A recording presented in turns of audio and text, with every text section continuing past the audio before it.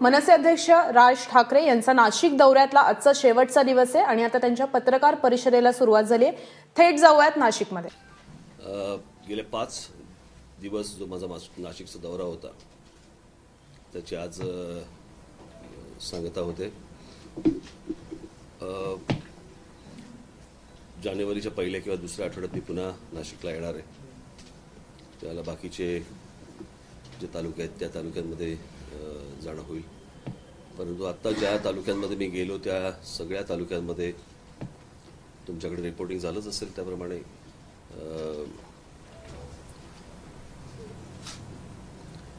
खूप जोरदार अशा प्रकारची तिथे साथ मिळाली किंवा लोक बरोबर होते आणि ते तुमच्या टेलिव्हिजन कॅमेऱ्यांच्या समोर किंवा मोबाईल फोनमध्ये काही लपून राहिलेलं नाही, गोष्ट तुमच्यापर्यंत आली असेल. आणि त्यामुळे हा दौरा संपून निघताना कारण या 5 दिवसामध्ये मी कुठेच प्रेसशी बोललेलो नाही आहे आणि सगळ्यांना हेच सांगत होतो की मी म्हटलं मी 22 तारखेला आपल्याशी बोलेन. त्याप्रमाणे आपल्याला जर काही प्रश्न असतील तर मला तुम्ही विचारावं, याची मी उत्तर देऊ शकेन. तुम्ही ज्या भागात दौरे केले तो कम्युनिस्ट लोकांचे बाले केले तिथे गर्दी झाली ते मतात परिवर्तन कसं होईल? हा नेहमी एक प्रश्न मला विचारला जातो की मतांचं रूपांतर तुमच्या गर्दीचं रूपांतर मतांमध्ये कसं होणार. तुम्ही मला असं वाटतं एक 2014ची निवडणूकच फक्त घेऊन बसलेला आहात आणि पत्रकारांची स्मरणशक्ती इतकी कमी नसावी किमान. त्याच्यामुळे 2009च्या निवडणुका तुम्हाला जर आठवत असतील तर याच गर्दीचं रूपांतर मतांमध्ये झालंच होतं. पण भारतीय जनता पक्ष ज्या प्रकारचे प्रश्न विचारतो त्या प्रकारे पत्रकारांनी प्रश्न विचारू नयेत.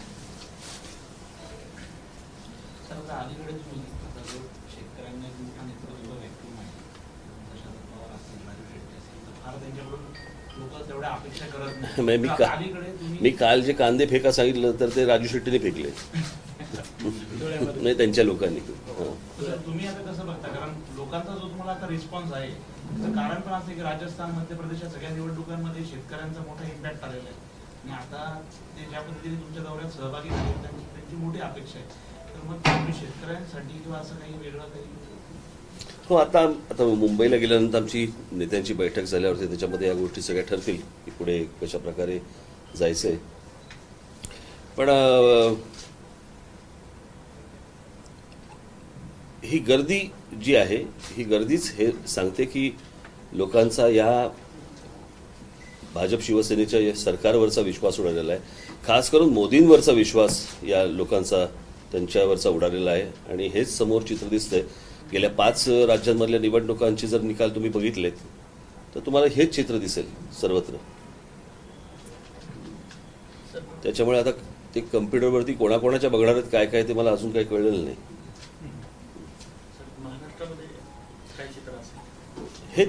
हेच चित्र असेल जे आता या 5 राज्यांमध्ये किंबहुना महाराष्ट्रामध्ये भारतीय जनता पक्ष आणि शिवसेनेची दुर्दशा जास्ती होईल. ज्यांना असं वाटतंय की ते एकमेकांमध्ये भांडत राहिले की बातम्यांमध्ये राहतात तर ते गेलं, आता ते खूळ निघून गेलं. लोकांना असं वाटायचं, परंतु आता त्यांना असं सतत वाटतं की आपण भांडलो की बातमीमध्ये राहू. आता त्याच्यात पण काय अर्थ उरलेला नाही त्यांना. 2019 मध्ये तुम्ही काँग्रेस किंवा राष्ट्रवादी बरोबर असाल अशी चर्चा आहे. चर्चा तुमचीच आहे. काय आहे? नाही परत तुमच्याच बातम्या तुम्हीच डेस्कवरती लिहायच्या बातम्या आणि आम्हाला प्रश्न विचारायचे. कोणाची कशी कशी काय भेट होणं. आता मला शरद पवार साहेब कुठेतरी त्या औरंगाबादच्या विमानामध्ये भेटले तर काय विमानात काय युतीच्या बोलण्या होतात का आघाडीच्या बोलण्या होतात. आणि अशी माणसं समोरासमोर येत असतात, भेट होत असते. पण आता काँग्रेस आणि राष्ट्रवादी दोन्ही पण दावे करतात काय आमची सत्ता आहे महाराष्ट्रामध्ये. नाही पण त्यांच्या दाव्याचा आणि या तुमच्या प्रश्नाचा काय संबंध. नाही, पुढचा प्रश्न आहे माझा की काँग्रेस आणि राष्ट्रवादी दोन्ही पण आता दावा करतायत की भाजपची तिकडे दुर्दशा झाली, शिवसेनेचं इकडे नाही तिकडे नाही, तर अशा याच्यामध्ये आपली भूमिका काय? माझी भूमिका निवडणुका आल्या की जाहीर करेन. सर, नाशिकचा दौरा पण करतायत. कांदा उत्पादक शेतकऱ्यांच्या संदर्भात अनुदान घोषित केलं आहे सरकारने. नाही, पण त्याला काय अर्थ नाही त्या गोष्टीला. मुळात पहिली गोष्ट एक आपण बघितलं पाहिजे की ज्या सरकारला शिर्डी संस्थानाकडनं पैसे घ्यावे लागतात उसने, ज्या सरकारकडे पैसे नाही आहेत, ते कशाच्या जीवावरती अनुदान देतंय, हे सगळ्या प्रश्नांच्या बाबतीत फेल ठरलेलं सरकार आहे, खोटं बोलणारं सरकार आहे.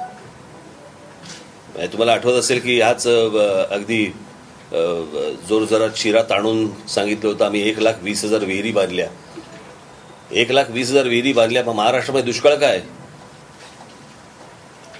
जलसंधारणाची कामं कुठे झालीत? पैसा गेला कुठे? हे तर काँग्रेस राष्ट्रवादी वाल्यांपेक्षा बेकार निघाले.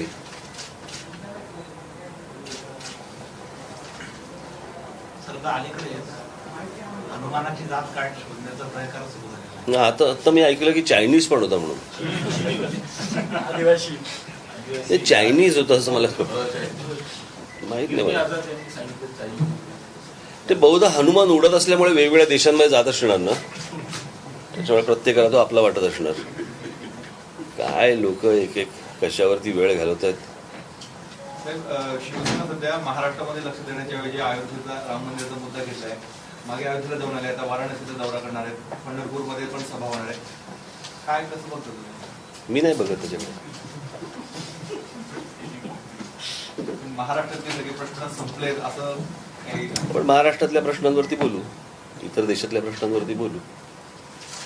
त्यांना कशात आनंद वाटतोय आणि कशात काय कोणाच्या घंटा बडवायच्या त्यांना बडवू दे. राम मंदिराचा मुद्दा जेवढ्या प्रकर्षाने पुढे आणला जातोय, हे मी तुम्हाला माझ्या गुढीपाडव्याच्या मेळाव्यातच सांगितलं होतं. आठवते ना ते? हो, मी त्याच्यात सांगितलं होतं जसे निवडणुका जवळ येतील असे राम मंदिराचा मुद्दा बाहेर काढतील, राम मंदिराच्या मुद्द्यावरती हे दंगली घडवतील. दिसतच आहे ना समोर तुम्हाला. मी हे फेब्रुवारीमध्ये सांगितलं होतं. तर मोदींनंतर काय मोदींना पर्याय काय? कळालं? मोदींना पर्याय या 3 राज्यातल्या निवडणुकांनी एक वेगळं चित्र निर्माण केलं की या प्रश्न. तुम्हाला मी एक गोष्ट सांगतो. मी मध्यंतरी माझी अमरावतीला एक मुलाखत झाली होती आणि त्या मुलाखतीमध्ये झाली त्याला 3-1 महिने झाले असतील. आणि त्याच्यामध्ये मी ह्या गोष्टी सविस्तर मी सांगितल्या होत्या. मी तुम्हाला आज परत सविस्तर सांगतो. त्याचबरोबर मी माझ्या काही मेळाव्यांमध्ये, पक्षीय मेळाव्यांमध्ये, माझ्या काही मुलाखतींमध्ये मी एक नेहमी वाक्य सांगत आलो की जगाच्या पाठीवरती, जगात कुठेही तुम्ही जर समजा निवडणुका बघितल्यात तर विरोधी पक्ष हा कधी जिंकत नसतो, सत्ताधारी हरत असतात.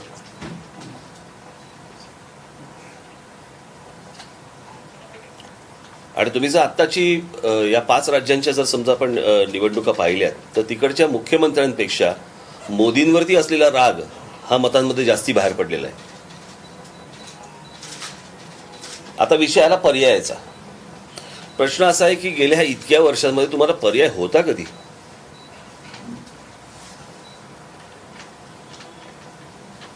म्हणजे पंडित जवाहरलाल नेहरू त्यांची एकूण काय म्हणू आपण त्याला लोकप्रियता ही निर्विवाद होती, त्याच्यामध्ये काय प्रश्न नव्हता. परंतु महात्मा गांधींनी नेहरूंना पंतप्रधान केलं, बरोबर आहे. लोकांनी ज्यावेळेला त्या काय म्हणू आपण त्याला स्वातंत्र्य मिळालं, त्या स्वातंत्र्याच्या जोशात सगळेजण असताना महात्मा गांधींनी एक निर्णय घेतला की पंडित जवाहरलाल नेहरूंना पंतप्रधान करायचा. हा तुमचा निर्णय होता का? देशाचा निर्णय होता का? नाही. पंडित जवाहरलाल नेहरू गेल्यानंतर लाल बहादूर शास्त्री आले, हा लोकांचा निर्णय होता का? शास्त्री गेल्यानंतर इंदिराजी आल्या, हा लोकांचा निर्णय होता का? आणीबाणी नंतर मोरारजी देसाई आले, हा लोकांचा निर्णय होता का? इंदिराजींच्या नंतर राजीव गांधी आले, हा लोकांचा निर्णय होता का?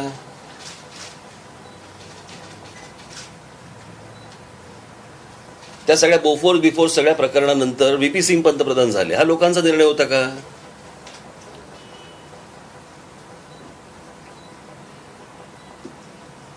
नरसिंहराव हा लोकांचा निर्णय होता का? चंद्रशेखर, देवेगौडा, इंदरकुमार गुजराल, तत्कालीन परिस्थिती जी पार्टी जिंकते ती ठरवते. एक्झॅक्टली ना. त्याच्यामुळे जे जिंकेल, बरोबर की नाही, म्हणजे जो गेल्या 10 वर्षांचा काँग्रेसवरती समजा लोकांचा काही 10 वर्षातल्या शेवटच्या 5 वर्षातला काही काँग्रेसवरचा राग होता, तो भारतीय जनता पक्षाच्या पारड्यात पडला ना. मग तिथे समजा मोदी नसते आणि अडवाणी असते तर अडवाणींना मिळालं असतं ते. अडवाणीजी नसते, अजून कोणतरी तिसरं असतं, त्यांना मिळालं असतं ते. म्हणून मगाशी मी म्हटलं ना की विरोधी पक्ष हा कधी जिंकत नसतो, सत्ताधारी हरत असतात. आणि आज जे सत्ताधारी बसलेले आहेत ते हरलेले आहेत. त्याच्यामुळे त्याला पर्याय कोण? आणि नरेंद्र मोदींनी जे आतापर्यंत निर्णय घेतले, याहून अजून कोण खड्ड्यात नाही घालू शकत देश. म्हणजे मायावतींनी उद्या ठरवलं तरी नाही होऊ शकत. ते होणार नाही तो भाग वेगळा. या 5 राज्यांच्या निवडणुकांनंतर भाजपमध्ये नितीन गडकरींच्या नावाची चर्चा सुरू झालेली आहे. ते बहुधा त्यांचे शत्रू असावेत. दत्तक नाशिकच्या भाजपाने हा? दत्तक नाशिक घेतलेल्या भाजपाने ते बाप कुठे शोधला का बाप? 18 महिने झाले तुमचं काम काही दिसत नाही. उलट मनसेनी जे त्या काळामध्ये कामं केली ती त्यांनी स्मार्ट सिटीमध्ये दाखवली किंवा वेगवेगळ्या मगाशी मी डॉक्टरांशी बोलत होतो, डॉक्टर पवारांशी. आणि आता भाजपपेक्षा मनसे खूप चांगली होती अशी बोललं पण जात आहे. नाही, मी मगाशी डॉक्टर पवारांना मी तेच सांगितलं, आम्ही केलेल्या कामाचं महत्व भारतीय जनता पक्षाला कळलं तेवढं नाशिककरांना नाही कळलं.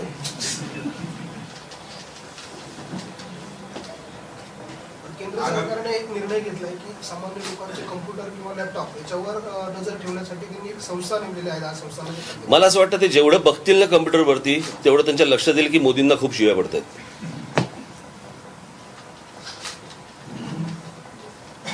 ही काय पद्धत आहे का? तुमची ज्या वेळेला इतक्या मोठ्या प्रमाणावरती हार होताना दिसतेय, आता तुम्ही कुठपर्यंत फटीतनं जाणार आहात आतमध्ये लोकांच्या घरात? सगळ्या बाजूनी महागाई वाढून ठेवलेली आहे, पैसे काढून घेतलेले आहेत, उद्योगधंदे बंद केलेले आहेत, शेतकरी आत्महत्या करतायत सगळे. आणि आता तुम्हाला घरात शिरून बघायचं लोक काय करतायत. हे मी तुम्हाला सांगतो ना, जशा जशा निवडणुका येतील ना, हे जास्तीत जास्त चुका करत जाणार. आता हे इथे बाळा नांदगावकर आहेत. माझ्या पुण्याला माझा मेळावा चालू होता आणि माझं भाषण संपलं. मी तिथून विंगेमध्ये आलो आणि आल्यावरती मला बाळा नांदगावकरांनी का कोणीतरी मला सांगितलं की नरेंद्र मोदींनी नोटबंदीचा निर्णय घेतला, नोटा बंद केल्या आत्तापासून. त्या क्षणाला माझी जी रिॲक्शन प्रतिक्रिया आली, बाळा नांदगावकरांना इथे विचारायचं. मी म्हटलं नरेंद्र मोदींनी त्यांचा राजकीय खड्डा खडला. त्या क्षणाला बोललेलो आहे मी. आणि त्या निर्णयानंतर मी 10 दिवसानंतर केलेलं भाषण, मला असं वाटतं भारतामध्ये मी पहिला होतो ज्यांनी त्या संपूर्ण गोष्टीवरती काय होऊ शकतं हे सगळं सांगितलं होतं. त्या आजही मला असं वाटतं युट्यूबवरती भाषण आहे, ते कधीतरी बघा. आणि जसजशा निवडणुका जवळ येतील तसतसे हे रोज चुका करत जातील, अजून रोज खड्डे खणतील. मगाशी तुम्ही जे म्हटलात की बुवा देशामध्ये निवडणुका जसं जवळ येतील तसं दंगलीचं किंवा वातावरण, नसरुद्दीन शहांनी काल स्टेटमेंट केलं की देशात असुरक्षित वाटतंय, माझ्या मुलांबरोबर मला राहणं, एकूणच जे काय वातावरण आहे या संदर्भात त्यांना प्रश्न विचारलं. वातावरण घाण झालं एवढं निश्चित. हे असले कधी प्रकार नव्हते. हे काय हनुमान कोण, काय चिनी आहे का, हा आहे का, काय चाललंय काय? याचं कारण मूळ ज्या गोष्टी आहेत ना त्याच्यापासून लक्ष दुसरीकडे वळवायचं.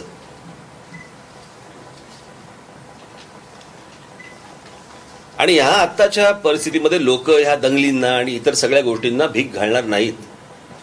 हे तुमच्या आता ध्यानात आलंच असेल इतक्या दिवसांमध्ये की ह्यांनी सगळे प्रकरण करून बघितली गोहत्येपासून सगळ्या गोष्टी करून पाहिल्या त्यांनी, परंतु लोकांचा आता त्यांच्यावरती विश्वास नाहीये आणि लोकांना हे कळले की हे स्वतः घडवून आणतायत.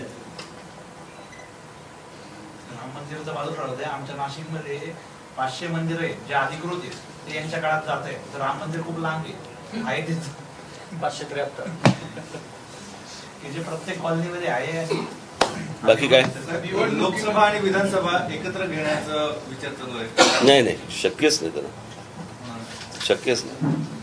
ज्या निवडणुकांमध्ये एका वेळेला पायावरती फावडं आणि कुऱ्हाड नाही मारून घेणार. आत्ता ते पहिलं फावडं मारून घेतील, मग कुऱ्हाड मारून घेतील.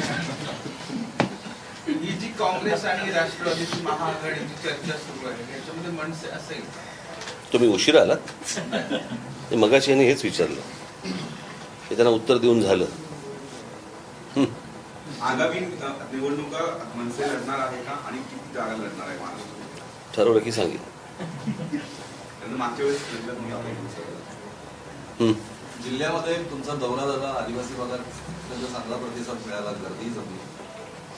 हे काय कोणी काय नाही, कार्यकर्त्याच्या घरी तुम्ही जेवण गेलं त्यावेळेस त्या राजभोजनाची तुम्हाला झालेल्या गर्दीची ही चर्चा झाली. अजून एक चर्चा होत आहे, रेणुकामाता मंदिर असो का महालक्ष्मी किंवा सप्तशृंगी देवी, या ठिकाणी तुमचा मुलगा अमित थोडा कौटुंबिक प्रश्न, लग्नाची पत्रिका तुम्ही ठेवली, राजभोजनाची चर्चा झाली, आता राजपुत्र लग्नाची चर्चा सुरू झालेली.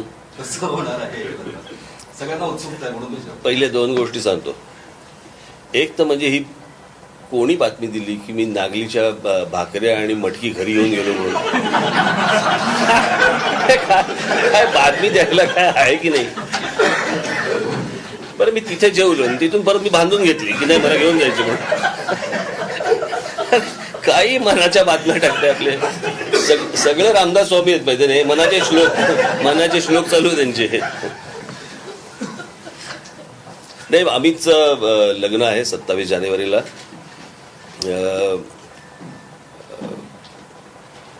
फार काही मोठ्या प्रमाणावरती करत नाहीये आणि याचं कारण म्हणजे मला आम्ही त्या दिवशी 1 महिन्या 2 महिन्यापूर्वी असं सहज एक आकडा म्हणून काढला की समजा बोलवायचं झालं सगळ्यांना तर किती, तर त्याचा आकडा साधारणपणे काहीतरी एक म्हणजे मी पक्ष, माझा पक्ष, इतर पक्ष, काही सामाजिक संस्था, पत्रकार, इतर हितचिंतक वगैरे असे सगळे पकडले तर एक सर्वसाधारणपणे तो आकडा 5.5 ते 6 लाखापर्यंत गेला. तर त्याच्यामुळे मला ते शक्य नाही आणि तुमच्या हौशेसाठी म्हणून त्या दाम्पत्याची ससे ओलपट करून घ्यायची हेही काही योग्य वाटत नाही मला. तर त्याच्यामुळे मी पक्षातल्याही अगदीच ठराविक लोकांनाच मी त्या समारंभाला बोलवणार आहे. कारण मध्यंतरी मी पक्षाचाच आम्ही आकडा काढला, एक सहज मुंबईचा म्हणून मी बघितलं तर मुंबईमधले जे आमचे गटाध्यक्ष आहेत, पुरुष, महिला नाहीत, तर त्या गटाध्यक्षांचीच संख्या ही 11,000 होती. आता नुसते 11,000 येणार नाहीत ना, त्यांची एक डागा, तेजा कोणती असतीलच ना, बरोबर की नाही. तर ते काय तर त्याच्यामुळे त्याचं प्रकरण जर समजा बघितलं तर ते सगळं हाताबाहेरचं प्रकरण आहे. त्याच्यामुळे सगळ्यांनाच मी दिलगिरीच व्यक्त करतो, परंतु सगळ्यांना बोलवणं अशक्य आहे मला. तर त्याच्यामुळे आहे, थोडक्यात आहे. दाम्पत्याची ससे ओलपट उगाच. मोदींना वगैरे काही पत्रिका देणार कोणाला? त्यांचं लग्न ह्या गोष्टीवर विश्वास आहे का?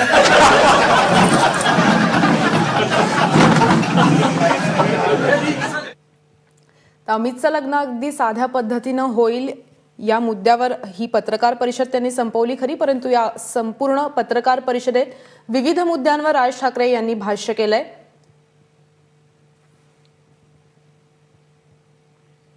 अमितचं लग्न अगदी साध्या पद्धतीनं होणार आहे. अमित ठाकरे यांचं लग्न जानेवारीमध्ये निश्चित झालेलं आहे. लग्नाला सगळ्यांना बोलावलं तर तो आकडा जवळपास 6 लाखांच्या घरात जाईल आणि त्यामुळे दाम्पत्याची ससे होलपट नको यासाठी साध्या पद्धतीनं लग्न करण्याचा निर्णय घेतल्याचं राज ठाकरे यांनी सांगितलेलं आहे. या संपूर्ण पत्रकार परिषदेमध्ये नाशिक दौऱ्यातल्या विविध मुद्द्यांचं सुद्धा त्यांनी अनेक मुद्दे अधोरेखित केले. मनसेची भूमिका काय असेल ती वेळ आल्यावर सांगेन. लोकसभा विधानसभेसाठी किती जागा लढणार ते देखील वेळ आल्यावर सांगेन असं म्हणले. त्याचवेळी एकाच वेळी भाजप फावडं आणि कुऱ्हाड मारून घेणार नाही आणि त्यामुळे लोकसभा आणि विधानसभा या दोनही निवडणुका एकत्र होणार नाहीत असं म्हणत भाजपवर थेट निशाणा साधलाय राज ठाकरे यांनी.